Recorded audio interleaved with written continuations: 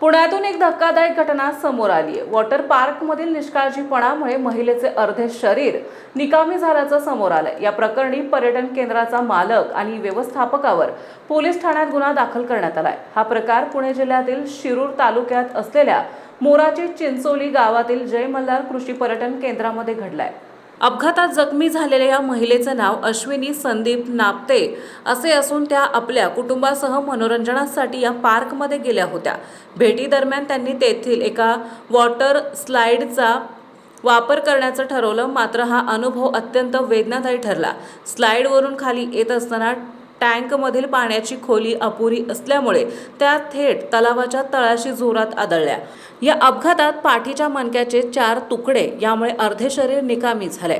या घटनेमुळे मनोरंजनाच्या ठिकाणी केल्या जाणाऱ्या सुरक्षा व्यवस्थेच्या नियमाबाबत गंभीर प्रश्न निर्माण झालेत। देखरेखीचा अभाव असलेल्या मनोरंजनाच्या ठिकाणाशी संबंधित धोके या दुर्दैवी घटनेने पुन्हा एकदा अधोरेखित केले आहेत। या अपघाताप्रकरणी पर्यटन केंद्राचा मालक आणि व्यवस्थापकावर शिरूर पोलीस ठाण्यात गुन्हा दाखल करण्यात आला आहे।